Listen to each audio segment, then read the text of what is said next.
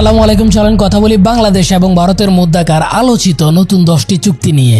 গত এক মাসে মাননীয় প্রধানমন্ত্রী দুইবার ভারত সফর করেন এবং প্রধানমন্ত্রীর প্রতিটা ভারত সফরকে ঘিরে দেশের সাধারণ মানুষের মনে এক ধরনের শঙ্কা কাজ করে। না জানি আমরা নতুন করে আবার কোন জিনিস হারাতে বসছি। কারণ অতীত ইতিহাস বলে ভারতের সাথে কোনো কালেই কোনো চুক্তিতে বাংলাদেশ খুব একটা সুবিধা করতে পারেনি। এই মাসে দ্বিতীয়বারের মতো প্রধানমন্ত্রী ভারত সফর করে এবং ভারতের প্রধানমন্ত্রী নরেন্দ্র মোদী আমাদের প্রধানমন্ত্রীকে লাল গালিচা সংবর্ধনা দিয়ে রিসিভ করে এবং দুই দেশের মধ্যে 10টি সমঝোতা স্মারক স্বাক্ষরিত হয়। আর এই 10টা চুক্তির মধ্যে রেল চুক্তি নিয়ে সারা দেশে ব্যাপক আলোচনা সমালোচনা শুরু হয় এবং দেশের মানুষ মনে করতেছে রেল চুক্তির মাধ্যমে দেশের সার্বভৌমত্ব বিক্রি করে দেওয়া হয়েছে এবং এই চুক্তির মাধ্যমে আমরা আমাদের সার্বভৌমত্ব হারাতে বসেছি। এই যে চুক্তি এবার কি করলেন, এই চুক্তি এটা তো সার্বভৌমত্ব বিক্রি করে দেওয়ার চুক্তি। তবে আমাদের মাননীয় প্রধানমন্ত্রী মনে করেন ভারতকে ট্রানজিট দেওয়াতে বাংলাদেশকে বিক্রি করে দেওয়া হয়ে যায় নাই, বরঞ্চ এতে করে আমাদের উত্তর অঞ্চলের মানুষই সবচাইতে বেশি উপকৃত হবে। আমাদের ওই অঞ্চলের মানুষগুলি উপকৃত হচ্ছে, তাদের উৎপাদিত পণ্য বাজারজাত করার সুযোগ হচ্ছে বা যে সমস্ত জিনিস আমাদের দেশে আনার সুযোগ হচ্ছে। অর্থনীতিতে এটা বিরাট অবদান রেখে যাচ্ছে। আমরা বাংলাদেশে কি চারিদিকে দরজা বন্ধ করে বসে থাকবো? সেটা হয় না, কোনো দেশ পৃথিবীতে থাকে না। আজকে ইউরোপের দিকে তাকান, সেখানে কোনো বর্ডারই নাই, কিছুই নাই। তাহলে কি একটা দেশ আরেক দেশের কাছে বিক্রি করে দিয়েছে? তাহলে এই প্রশ্নটা করলে কি খুব একটা ভুল হয়ে যাবে যে আমরা ভারতকে শত শত কিলোমিটার ট্রানজিট দিতে পারলেও শিলিগুড়ি করিডোর দিয়ে মাত্র 25 কিলোমিটার ট্রানজিট কেন আমরা নিতে পারিনি, বা কেন তিস্তা চুক্তিটা এবারও করা গেল না? আমরা আমাদের দেশের উপর দিয়ে ভারতকে পূর্ণাঙ্গ ট্রানজিটের সুবিধা দিয়েছি। আমাদের সবচেয়ে বড় সমুদ্র বন্দর চট্টগ্রাম ও মংলা বন্দর ব্যবহার করতে দিয়েছি। আদানি আর মোদীকে খুশি করতে গিয়ে আদানি বিদ্যুৎ চুক্তি করে গোটা দেশের মানুষের উপর অতিরিক্ত বিদ্যুতের দামের বোঝা চাপিয়ে দিয়েছি। রেলপথের সুবিধা দিয়েছি। দেশের অবকাঠামোগত উন্নয়নে ঋণ পরিশোধ করতেছে দেশের সাধারণ মানুষ। মাথা পিছু ঋণ গিয়ে দাঁড়িয়েছে 1.5 লাখ টাকায়। ঋণ পরিশোধ করতে করতে দেশের মানুষের অবস্থা খারাপ এবং দেশের মানুষের টাকায় বানানো রাস্তা এবং রেলপথ ভারতকে ব্যবহার করতে দেওয়ার যৌক্তিকতা কতটুকু, সেই প্রশ্ন নিশ্চয়ই থেকেই যায়। ফারাক্কা তিস্তা ঝুলায় রাখছে বর্ডার কিলিং প্রতিদিনকার ঘটনা। তিস্তা সহ আরো 53টি অভিন্ন নদীর পানি বন্টন বিষয়ে কোনো সুরাহা হচ্ছে না। আমাদের কোনো সংকটের সমাধান না হওয়া সত্ত্বেও ভারতের সাথে প্রতি বছর কেন একের পর এক নতুন চুক্তি করে যাচ্ছে সরকার এবং ভারতের স্বার্থ রক্ষা করে যাচ্ছে। আমরা ভারতকে কি দিয়েছি, কি পেয়েছি তা নিয়ে আজকের ভিডিওতে কথা বলবো না। আজকের ভিডিওতে কথা বলবো ভারতের সাথে হওয়া নতুন 10টি চুক্তি নিয়ে, ভারতকে রেল ট্রানজিট দেওয়া বাংলাদেশের সার্বভৌমত্বের জন্য হুমকি কিনা এবং বাকি যে 9টা চুক্তি রয়েছে সেগুলো কতটুকু জনগণের পক্ষে। অর্থাৎ টোটাল এই 10টা চুক্তিতে বাংলাদেশ নাকি ভারত কারা বেশি লাভবান হয়েছে তাই দেখার চেষ্টা করব। প্রধানমন্ত্রীর ভারত সফরের পর এখন 10 চুক্তি ও সমঝোতা স্মারক নিয়ে রাজনৈতিক অঙ্গনে চলছে ব্যাপক আলাপ আলোচনা। বাংলাদেশের ভেতর দিয়ে চলবে ভারতের ট্রেন, প্রক্রিয়া ঠিক করতে কমিটি করছে বাংলাদেশ রেলওয়ে। বাংলাদেশ সবসময়ই ভারতের সঙ্গে সম্পর্ককে বিশেষ গুরুত্ব দেয়। 22 জুন শনিবার দুপুরে নয়াদিল্লির হায়দ্রাবাদ হাউসে আমাদের প্রধানমন্ত্রী শেখ হাসিনা এবং ভারতের প্রধানমন্ত্রী নরেন্দ্র মোদীর দ্বিপাক্ষিক বৈঠকের পর 10টি সমঝোতা স্মারক স্বাক্ষরিত হয়। এর মধ্যে 5টি নতুন সমঝোতা স্মারক সই, 3টি সমঝোতা স্মারক নবায়ন এবং ভবিষ্যৎ কাজের ক্ষেত্র হিসেবে যৌথ কার্যক্রমের 2টি নথিতে সই করে দুই দেশ। আমরা সবাই আলোচনা করতেছি শুধুমাত্র রেল চুক্তি নিয়ে। তাহলে বাকি 9টা চুক্তি কি? শুধু রেল চুক্তি না, সবগুলো চুক্তি একটা একটা করে বিশ্লেষণ করে দেখব। Number 1, Bangladesh Bharat digital partnership চুক্তি। এই চুক্তি অনুসারে সারা দেশকে ডিজিটালাইজ করা অর্থাৎ স্মার্ট বাংলাদেশে রূপান্তর করা, বাংলাদেশের সব জায়গায় ইন্টারনেট সেবা থেকে শুরু করে শিক্ষা, চিকিৎসা, ব্যাংকিং এবং সিকিউরিটি খাত থেকে স্মার্ট টেকনোলজি এবং শক্তিশালী বাংলাদেশ গড়তে বাংলাদেশ এবং ভারত একসাথে কাজ করবে। এই ক্ষেত্রে e-commerce, startup, robotics, artificial intelligence, data security থেকে শুরু করে সব ধরনের ডিজিটাল বিষয়গুলোতে বাংলাদেশ ভারত একসাথে অংশীদারিত্ব হয়ে কাজ করবে। এক্ষেত্রে বাংলাদেশ যেমন সুবিধা ভোগ করবে, অংশীদার হিসাবে বাংলাদেশের উন্নয়নের সুবিধা কিন্তু ভারতও পাবে। এখন প্রশ্ন আসতে পারে যে বাংলাদেশ ভারতের সাথেই কেন এই চুক্তি করলো? আধুনিক প্রযুক্তি সম্পন্ন অন্য কোনো দেশের সাথেও তো করতে পারতো। এই অংশীদারিত্ব চুক্তি যে ভারতকে দেওয়া হবে অথবা এই চুক্তি যে ভারতের সাথেই করা হবে সেটা সরকারের অনেক আগের একটা প্ল্যান ছিল। কেন বলছি? প্ল্যানটা দেখেন। 2020 সালের জাতিসংঘের সাধারণ অধিবেশনে প্রধানমন্ত্রী বলেন ডিজিটাল সহযোগিতায় শক্তিশালী বৈশ্বিক অংশীদারিত্ব প্রয়োজন। অর্থাৎ বাংলাদেশকে ডিজিটালাইজ করার জন্য সরকার বিদেশের সাহায্য চাচ্ছে এবং যাদেরকে এই উন্নয়নের অংশীদারিত্ব দেওয়া হবে। 2023 সালে সৌদি আরব এই সেক্টরে অংশীদারিত্বের জন্য আগ্রহ প্রকাশ করে। ভারত যে এই ডিজিটাল অংশীদারিত্ব চায় বা ভারত যে এই আইটি সেক্টরে বাংলাদেশকে হেল্প করতে চায় সেরকম কোন নিউজ বা ভারতের সচিব পর্যায়ের কেউ কিন্তু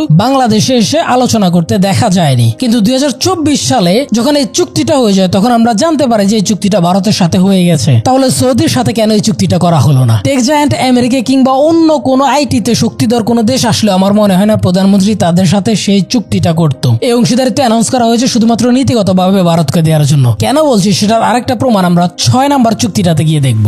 2 নাম্বার চুক্তি হলো ভারত বাংলাদেশের গ্রিন পার্টনারশিপ চুক্তি। নাম্বার 3 সমুদ্র সহযোগিতা ও ব্লু ইকোনমি। নাম্বার 4 ভারতে ইন স্পেস এবং ডাক ও টেলিযোগাযোগ মন্ত্রণালয়ের সমঝোতা। নাম্বার 5 দুই দেশের রেল মন্ত্রণালয়ের মধ্যে সংযোগ সংক্রান্ত সমঝোতা। এই 5 নাম্বার চুক্তিটা নিয়ে একটু ডিটেল আলোচনা করব, যেহেতু এটা নিয়ে সার্বভৌমত্বের প্রশ্ন জড়িয়ে আছে এবং সোশ্যাল মিডিয়ায় এটা নিয়ে ব্যাপক সমালোচনা হচ্ছে। বাংলাদেশের উপর দিয়ে ভারতের অসংখ্য ট্রানজিট রয়েছে, এটা আমরা সবাই জানি। এমনকি বাংলাদেশের উপর দিয়ে ভারতের 5টি ট্রেনও চলে, এর মধ্যে 3টি যাত্রীবাহী ইন্টারচেঞ্জ, বাকি 2টি পণ্যবাহী। তার মানে বাংলাদেশের উপর দিয়ে ভারতের ট্রেন অলরেডি চলতেছে, এটা নতুন কিছু নয়। তাহলে এই চুক্তি নিয়ে এত বেশি সমালোচনা কেন? কয়েক বছর আগে 2টি রুটে পণ্য পরিবহনের জন্য বাংলাদেশ ভারতকে ট্রানজিট দেয়, তবে এই চুক্তির আওতায় ভারতের ট্রেন সরাসরি বাংলাদেশের ভিতর দিয়ে যেতে পারতো না। বাংলাদেশ ট্রেনের একটা ইঞ্জিন গিয়ে ভারতের সীমান্ত থেকে ভারতের ট্রেনটা নিয়ে আসতো বাংলাদেশের ভিতরে এবং বাংলাদেশের সীমানা পার করে দিত। ফলে ইন্ডিয়ার আরেকটা ইঞ্জিন ওই সীমান্ত থেকে ট্রেনটা নিয়ে যেত এবং ফেরার ক্ষেত্রেও সেম নিয়ম, বাংলাদেশ রেলের ইঞ্জিন সে ট্রেনটাকে পার করে দিত। কিন্তু বর্তমান চুক্তি অনুসারে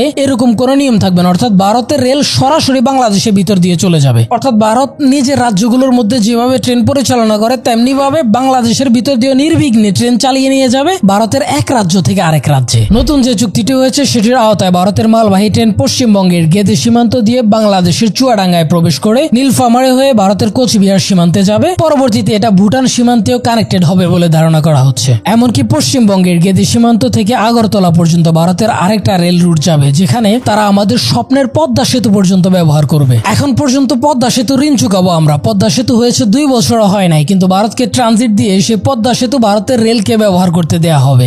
সেতু ঋণ চুকাচ্ছি আমরা, কিন্তু সেতুর সুবিধা ভোগ করবে ভারত। তাহলে কি এই প্রশ্নটা আসা স্বাভাবিক না যে এই পদ্মা সেতু কি ভারতকে সুবিধা দেওয়ার জন্য করা হয়েছিল কিনা? পশ্চিমবঙ্গের গেদে সীমান্ত থেকে আগরতলা এই রেল রুট হয়ে গেলে ভারত আগে যেখানে পৌঁছাতে সময় লাগতো 35 ঘন্টা প্লাস, সেখানে মাত্র 8 থেকে 10 ঘন্টায় পৌঁছে যাবে। অর্থাৎ বাংলাদেশকে ব্যবহার করে তাদের সময় এবং অর্থ দুইটাই সেভ হচ্ছে। এছাড়া 2018 সালে বাংলাদেশ ভারতের সাথে চুক্তি করে ভারতকে বাংলাদেশের চট্টগ্রাম এবং মংলা সমুদ্র বন্দর ব্যবহার করতে দেয়। সেই বন্দর ব্যবহার করে ভারত তাদের উত্তর পূর্বাঞ্চলের রাজ্যগুলোতে মালামাল সরবরাহ করে থাকে বাংলাদেশের রাস্তা ব্যবহার করে। অর্থাৎ বাংলাদেশকে এবং বাংলাদেশের রাস্তাগুলোকে ভারত ব্যবহার করতেছে নিজের দেশের মতো করে। দেশের জনগণের টাকায় বানানো উন্নয়ন সড়ক, রেল ভারত ব্যবহার করতেছে কোন রকম বাধা বিপত্তি ছাড়াই, যেন বাংলাদেশ ভারতের একটা রাজ্য। তাছাড়া নতুন যে চুক্তি হয়েছে সেখানে ভারতীয় ট্রেন চলার জন্য নতুন কোন রেলপথ তৈরি হবে নাকি পুরাতনগুলো সংস্কার করে ব্যবহার করা হবে সে বিষয়ে কোনো তথ্য পাওয়া যায়নি। এখানেও যদি আমাদের টাকা দিয়ে ভারতকে নতুন রেলপথ তৈরি করে দেওয়া হয় অথবা আমাদের টাকা দিয়ে ভারতের রেলের জন্য পথ সংস্কার করে দেওয়া হয়, তাহলে এর চাইতে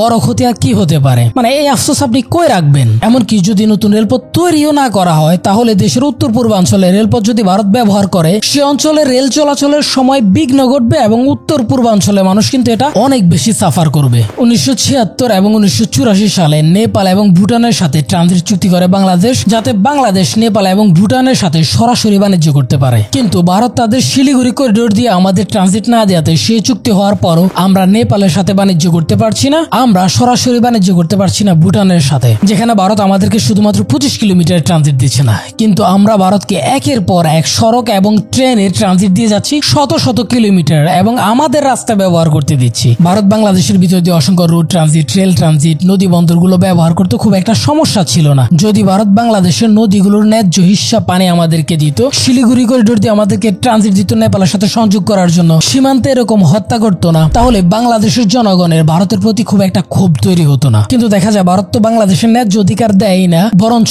বাংলাদেশকে একপাক্ষিকভাবে শোষণ করে যাচ্ছে। এজন্য বাংলাদেশের সাধারণ জনগণের মনে ভারতের প্রতি ক্ষোভ তৈরি হওয়াটাই স্বাভাবিক। বিশ্বের যে সকল দেশে ট্রানজিট শেয়ার করে সেখানে দুই দেশের স্বার্থই দেখা হয়। ট্রানজিট ব্যবহারকারী দুই দেশই প্রায় সমান সুবিধা পায়। শুধুমাত্র বাংলাদেশ আর ভারতের ক্ষেত্রে এই ব্যতিক্রম দেখা যায়। বাংলাদেশকে ব্যবহার করে ভারত তাদের শতভাগ স্বার্থ উদ্ধার করে নিলেও দুঃখের সাথে বলতে হয় বাংলাদেশের প্রাপ্তির খাতা শূন্য বললে ভুল হবে না। সাবেক পররাষ্ট্র সচিব মোহাম্মদ তৌহিদ হোসেন বলেন, এ যাবৎ যা অভিজ্ঞতা তাতে বলা যায় যে নতুন এই চুক্তির বিনিময়ে বাংলাদেশ তেমন কোনো কিছু পাবে না। কিন্তু এই রেল চুক্তিকে ঘিরে কেন সার্বভৌমত্বের প্রশ্ন তোলা হচ্ছে? সাবেক পররাষ্ট্র সচিব মোহাম্মদ তৌহিদ হোসেন বলেন, ভারতের উত্তর পূর্বাঞ্চলের যেসব রাজ্যে দীর্ঘদিন ধরে অস্থিরতা বিরাজ করছে সেসব রাজ্যে অভিযানে ভারত হয়তো এই রেলপথ ব্যবহার করতে চাইবে। সাবেক রাষ্ট্রদূত এম হুমায়ুন কবির বলেন, ট্রানজিট দেওয়ার পর সেটির উপর বাংলাদেশ কতটুকু নিয়ন্ত্রণ রাখতে পারবে সেটির উপর নিরাপত্তা হুমকির বিষয়টি অনেকাংশে নির্ভর করবে। ট্রানজিটে যদি শুধুমাত্র পণ্য পরিবহনের কথা বলা হয়ে থাকে তাহলে সেটি ছাড়া ট্রেনে অন্য কোনো কিছু আনা নেওয়া করা হচ্ছে কিনা সেটি যদি ঠিকমতো তদারকি করা না যায় এবং সেটির নিয়ন্ত্রণ যদি বাংলাদেশের হাতে না থাকে, তাহলে যে কোনো সময় যে কোনো ধরনের বিপদ হতে পারে বলে বিশ্লেষকগণ মনে করেন। এই জন্য বাংলাদেশের ভিতর দিয়ে ভারতের নির্বিঘ্নে ট্রেন চলাচলকে সার্বভৌমত্বের হুমকি হিসেবে ধরা হচ্ছে। দেখা যাক বাংলাদেশ সরকার পরবর্তীতে এটা কিভাবে ডিল করে। নাম্বার 6, সমুদ্র বিষয়ক গবেষণায় দুই দেশের সমঝোতা। বললাম না 6 নম্বর চুক্তিতে গিয়ে বলবো সরকার অংশীদারিত্ব অ্যানাউন্সমেন্ট করছে ভারতকে এই প্রজেক্টগুলো দেওয়ার জন্য। সেটার আরেকটা প্রমাণ হলো এই চুক্তি। জাতিসংঘের সেই অধিবেশনে সমুদ্র গবেষণা অংশীদারিত্ব গড়ে তোলার জন্য আহ্বান করেন প্রধানমন্ত্রী শেখ হাসিনা। এখন দেখেন ডিজিটাল পার্টনারশিপ চুক্তির মতো এই সমুদ্র অংশীদারিত্ব চুক্তিও কিন্তু ভারতের সাথেই করা হয়েছে। তাহলে এটা থেকে কি বুঝছেন কমেন্ট করতে পারেন। আমাদের সমুদ্র সীমায় যে অপার সম্ভাবনা রয়েছে বা আন্তর্জাতিক সমুদ্র সীমার তলদেশে যে অপার সম্ভাবনা রয়েছে তা নিয়ে গবেষণার অংশীদারিত্ব ভারতকে দেওয়া হয়েছে। সো ইজিতে ভারত কিন্তু এসব চুক্তির সুফল ভোগ করবে। নাম্বার 7, কৌশলগত ও অপারেশনাল খাতে সামরিক শিক্ষা সহযোগিতায় defence services staff college, Wellington India এবং মিরপুর ডিফেন্স সার্ভিসের কমান্ড অ্যান্ড স্টাফ কলেজের মধ্যে সমঝোতা। এগুলো তো ছিল নতুন হওয়া 7টা চুক্তি, তবে পুরাতন আরো 3টা চুক্তি নবায়ন করা হয়েছে। তা হলো নাম্বার 1, স্বাস্থ্য ওষুধ সংক্রান্ত পুরনো চুক্তি সমঝোতা নবায়ন। নাম্বার 2, দুর্যোগ ব্যবস্থাপনা ও প্রশমনে ভারতের national disaster management authority Bangladesh ত্রাণ ও দুর্যোগ মন্ত্রণালয়ের বিদ্যমান সমঝোতা নবায়ন। নাম্বার 3, মৎস্য সম্পদের উন্নয়ন বিদ্যমান সমঝোতা নবায়ন। এছাড়াও তিস্তা প্রকল্প নিয়ে দুই দেশের সরকারের মধ্যে আলোচনা হয়। একদিকে তিস্তা মহাপরিকল্পনা ভারতের আগ্রহ, অপরদিকে তিস্তা মহাপরিকল্পনা বাস্তবায়নের জন্য চীনের তড়িঘড়িতা দেখে আশা করা গেছিল এবারে ভারত সফরে হয়তো প্রধানমন্ত্রীর সাথে তিস্তা রিলেটেড কোন একটা চুক্তি বা তিস্তা রিলেটেড কোন একটা সফলতা বাংলাদেশ পাবে। সেই আশায় ঘুরে বালি ভারত এবারও আমাদের ন্যায্য হিস্সা তিস্তার পানি চুক্তির বিষয়ে কোনো আলোচনা করেনি, বরঞ্চ আমরা যে তিস্তা মহাপরিকল্পনাটা গ্রহণ করেছি সেটা বাস্তবায়নে কাজ করতে আগ্রহী হচ্ছে ভারত। এজন্য ভারত তাদের একটা টেকনিক্যাল টিম পাঠাবে তিস্তা রিভার এলাকা ভিজিট করে যাওয়ার জন্য এবং এই আলোচনাগুলাই হয়েছে। তারা আমাদের প্রাপ্য হিস্সা পানি যেটা আমরা পাবো সেটা দেওয়ার বিষয়ে কোনো আলোচনা করে নাই, কিন্তু তিস্তা প্রজেক্টে তারা হেল্প করবে এটা কোন ধরনের হিপোক্রেসির মধ্যে পড়ে সেটা আমার মাথায় ধরে না। সবচেয়ে গুরুত্বপূর্ণ কথা হলো আমাদের মাননীয় প্রধানমন্ত্রী কিন্তু ভারতের উপর অনেকটা সন্তুষ্ট, কারণ ভারত আমাদের তিস্তা প্রকল্পে সহায়তা করতে চায় যদি আমাদেরকে পানি দিচ্ছে না। সেটা প্রধানমন্ত্রীর ভারত সফর পরবর্তী প্রেস মিট থেকে বোঝা যায় এবং প্রেস মিট থেকে মনে হচ্ছে যে ভারত যদি চায় মাননীয় প্রধানমন্ত্রী ভারতকে এই প্রজেক্টটা দিবে। তিস্তা প্রজেক্টটা করে বসেই তো সমাধান হয়ে গেল, তো সেটা আমাদের সব বেশি সহজ হলো না? আপনারা নিজেই বিবেচনা করে দেখেন। ভারত যখন এগিয়ে আসছে আমরা এটাই মনে করি যে ভারতের সাথে যদি আমরা এই তিস্তা প্রজেক্টটা করি সেটা আমার দেশের এই পানি নিয়ে আর প্রতিদিন প্যাঁ করতে হবে না, আমরা সেই সুবিধাটা পাবো। আরেকটা গুরুত্বপূর্ণ ফ্যাক্ট হলো ভারত যখন আমাদেরকে আমাদের প্রাপ্য হিসাব পানি দিচ্ছিল না তখন কিন্তু আমরা এই তিস্তা মহাপরিকল্পনাটা গ্রহণ করি এবং এটা বাস্তবায়নের জন্য বাংলাদেশ সরকার চীনের কাছে সহযোগিতা চায়। চীনা কোম্পানি পাওয়ার চীনে এই প্রকল্প এলাকা পরিদর্শন করে একটা মডেল তৈরি করে এবং নির্বাচনের সময় এবং নির্বাচনের পরেও বাংলাদেশের পররাষ্ট্রমন্ত্রীর সাথে সাক্ষাৎ করে এবং এই প্রকল্পের কাজ শুরু করার জন্য তারা আগ্রহ প্রকাশ করে। এখন এই প্রকল্প যদি ভারতকে দিয়ে দেওয়া হয় তাহলে বাংলাদেশ সরকার ভারতের সাথে কিভাবে ডিল করবে এবং চীনারাও এই বিষয়টা কিভাবে নিবে সেটাই হচ্ছে এখন দেখার বিষয়। আগামী মাসে প্রধানমন্ত্রী চীন সফরও করবেন, সো দেখা যাক প্রধানমন্ত্রী চীনের সাথে কি চুক্তি করা এবং তিস্তা বিষয়ে কি আলোচনা হয়। তিস্তা মেগা প্রজেক্ট নিয়ে আমার ওপিনিয়ন হলো এই প্রকল্পটা চীনকে দেওয়া উচিত, কারণ চীন যে লেভেলের ডেভেলপমেন্ট করতে পারবে সেটা ভারত করতে পারবে কিনা সেটা নিয়েও সন্দেহ আছে। আরো বড় কথা হলো তিস্তা মহাপ্ল্যান নিয়ে তো ভারতের সাথে কোনো আলোচনার দরকার নাই। তারা যদি আমাদেরকে পানি দিত তাহলে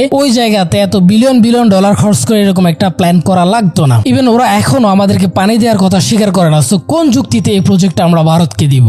সবচেয়ে বড় কথা হলো তিস্তা চুক্তি নিয়ে তো দুই দেশের সরকারের মধ্যে কোনো আলোচনা হয় নাই। আলোচনা হয়েছে তিস্তা প্রজেক্ট প্ল্যান বাস্তবায়ন করার জন্য এবং এতেই ভারতের পশ্চিমবঙ্গের সরকার ক্ষেপে আছে। অলরেডি তিনি থ্রেট দিয়ে রাখছেন। এখনো পর্যন্ত শপথ হলো না এমপিদের, এর মধ্যেই বিক্রি করে দিল বাংলার জল না জানিয়ে।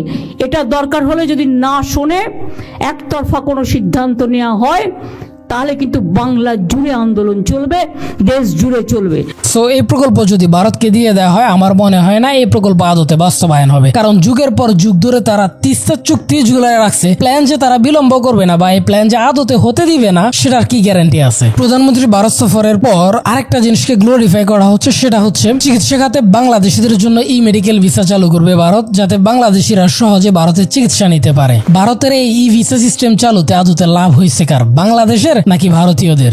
বাংলাদেশের ভিসা জটিলতার মাধ্যমে ভারতের মেডিকেল টুরিস্টের 54% হচ্ছে বাংলাদেশি। এই মেডিকেল সেক্টরে ভারত বাংলাদেশ থেকে সবচাইতে বেশি আয় করে। তো এখন যেহেতু ভিসা আরো সুবিধাজনক হয়ে গেছে, তার মানে বাংলাদেশ থেকে আরো বেশি রোগী ভারত যাবে এবং ভারত আরো বেশি বাংলাদেশ থেকে আয় করবে, বাংলাদেশের টাকা ভারতে চলে যাবে। তো এটাকে এত বেশি গ্লোরিফাই করার কি? বাংলাদেশের চাইতে তো শতগুণে বেশি এই চুক্তির কারণে ভারতই লাভবান হচ্ছে। বাংলাদেশের মানুষ কেন এটা গ্লোরিফাই করবে? আমাদের স্বাস্থ্য খাতের অবস্থা খারাপ, আমরা সেটা ডেভেলপমেন্ট না করে আমাদের রোগীদেরকে বাইরের দেশে যেতে দিচ্ছি এবং সেখানে আমাদের টাকা চলে যাচ্ছে। এটাকে আমরা গ্লোরিফাই এবং আমাদের অর্জন হিসেবে দেখাচ্ছি। আমি জানি না এটা কিভাবে মেক সেন্স করে। 2010 সালে প্রধানমন্ত্রী শেখ হাসিনার ঘোষণার মংলা ও চট্টগ্রাম বন্দর ভারতকে ব্যবহার করতে দেওয়ার মূল উদ্দেশ্য ছিল মুক্ত আঞ্চলিক পরিসর তৈরি করা। তার মানে শুধু ভারত নয়, নেপাল, ভুটান সহ সব প্রতিবেশী দেশের সবার সঙ্গে যোগাযোগ তৈরি হবে। কিন্তু নেপাল ও ভুটানের সঙ্গে আমরা কি যথেষ্ট পরিমাণ যোগাযোগ তৈরি করতে পেরেছি? একমাত্র গঙ্গা চুক্তি ছাড়াও আরো 53টি যৌথ নদী আছে যেগুলোর কোনোটি নিয়ে আমরা চুক্তি করতে পারিনি। তিস্তা চুক্তি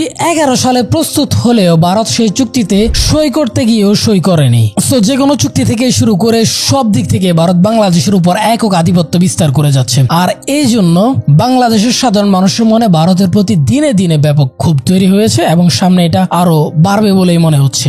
সবগুলো চুক্তি নিয়ে ডিটেল কথা বলতাম, তবে সবগুলো চুক্তি নিয়ে যদি ডিটেল কথা বলি তাহলে ভিডিওটা অনেক বড় হয়ে যেত। এমনিতে অনেক বড় হয়ে গেছে, সবাই দেখার সেই ধৈর্যটা থাকতো না। তবে যেগুলো মোস্ট ইম্পর্টেন্ট মনে হয়েছে এবং যেগুলো নিয়ে সমালোচনা হচ্ছে সেগুলো ক্লিয়ার করার চেষ্টা করেছি। সবাই রিয়াল সিনারিওটা মানুষের কাছে তুলে ধরতে চায় না, আমি চেষ্টা করেছি, জানি না কতটুকু তুলে ধরতে পেরেছি। ভিডিওর ভালো খারাপ সব রকম কনস্ট্রাকটিভ ক্রিটিসিজম করতে পারেন। You are most welcome. পাশে থাকার জন্য অসংখ্য ধন্যবাদ। মা মাটি দেশকে ভালোবাসুন। ধন্যবাদ সবাইকে, ভালো থাকেন, আল্লাহ হাফেজ।